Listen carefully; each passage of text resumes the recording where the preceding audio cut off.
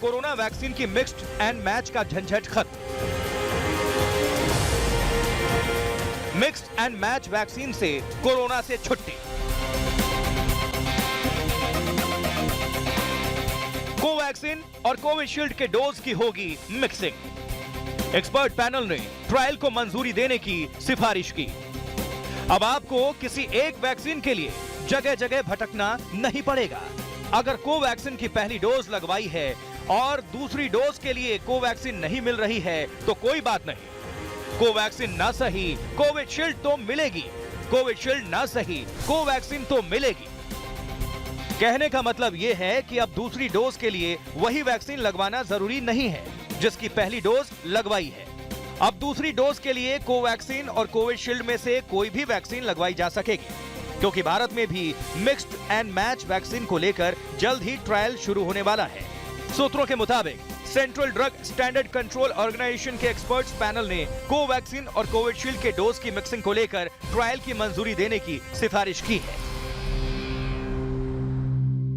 दो वैक्सीन्स के मिलने का जो ट्रायल है, अगर ये परमिशन मिली है तो बहुत अच्छी खबर है और मेरा ख्याल है कि इससे कोविड के मैनेजमेंट में बहुत ज़्यादा मदद मिलेगी। वेल्लोर के क्रिश्चियन मेडिकल कॉलेज ने कोवैक्सीन और कोविशील्ड के इंटरचेंजेबिलिटी स्टडी प्रोटोकॉल के लिए सब्जेक्ट एक्सपर्ट कमेटी से मंजूरी के लिए आवेदन किया है। सब्जेक्ट एक्सपर्ट कमेटी ने भारत बायोटेक की कोवैक्सीन और एडनोवायरस इंट्रानेजल वैक्सीन के इंटरचेंजेबिलिटी स्टडी प्रोटोकॉल का ट्रायल मंजूर करने की भी सिफारिश की है। हालांकि कमेटी ने भारत बायोटेक से अपनी स्टडी टाइटल से इंटरचेंजेबिलिटी शब्द हटाकर रिवाइज्ड प्रोटोकॉल देने का निर्देश दिया है।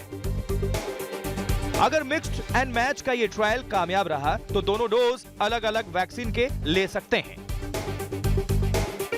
इस ट्रायल के बाद दो डोज अलग अलग वैक्सीन के ले सकेंगे। भारत में इसके ट्रायल की तैयारी पूरी हो चुकी है। कोरोना वैक्सीन सेंटर पर जो भी वैक्सीन उपलब्ध होगी उसका दूसरा डोज लगवाया जा सकेगा। इंग्लैंड समेत कई देशों में दो डोज अलग अलग वैक्सीन के लग रहे हैं। वैक्सीन की मिक्सिंग पर विदेशों में अब तक हुए अध्ययन में अच्छे नतीजे सामने आए हैं। इस स्टडी से ये जानने में मदद मिलेगी कि क्या किसी व्यक्ति को दो अलग अलग वैक्सीन के डोज दिए जा सकते हैं, यानी पहला डोज कोविशील्ड का और दूसरा डोज कोवैक्सीन का देकर वैक्सीन के दोनों खुराक पूरे किए जा सकते हैं या नहीं। इस स्टडी में ये पता लगाने की कोशिश चल रही है। कोविशील्ड और फाइजर की वैक्सीन का मिक्सिंग का ट्रायल ऑलरेडी अमेरिका में चल रहा है कई महीने से, और उसके जो भी रिजल्ट्स अभी तक पब्लिश हुए हैं बहुत ही एनकरेजिंग है। वहीं भारत में कोरोना की तीसरी लहर दस्तक दे रही है और केरल कोरोना की तीसरी लहर को हवा दे रहा है।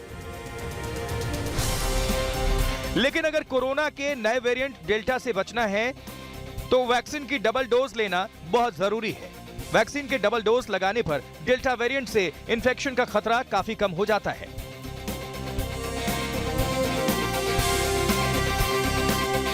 अगर वैक्सीन की सिंगल डोज लगवाई है तो 30 से 35% सुरक्षित हैं।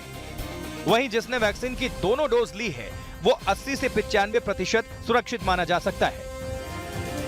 जहां भारत में तीसरी लहर की चेतावनी है, वहीं मिडिल ईस्ट कोरोना की चौथी लहर की चपेट में है।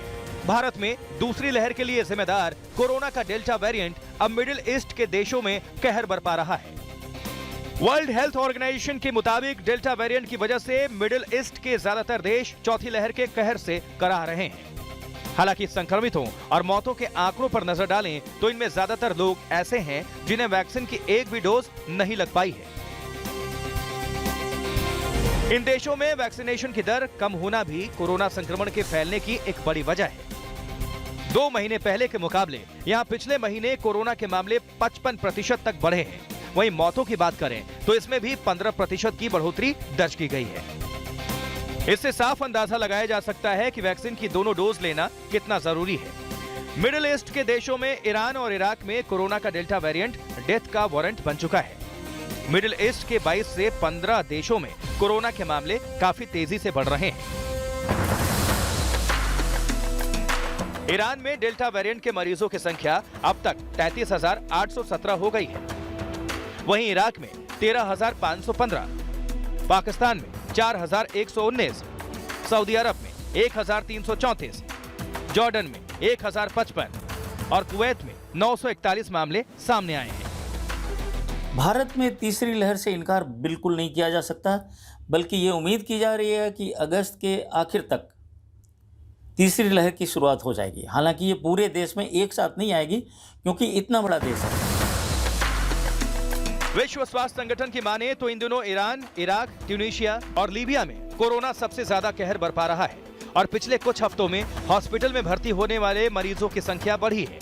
कई अस्पतालों में बिस्तरों की कमी पड़ गई है। वहीं आईसीयू और ऑक्सीजन सप्लाई में दिक्कतों का सामना करना पड़ रहा है। ऐसे में वैक्सीनेशन के बावजूद 2 गज की दूरी और मास्क के जरूरी का पालन करना अनिवार्य है, तभी कोरोना की विनाश लीला से बचा जा सकता है।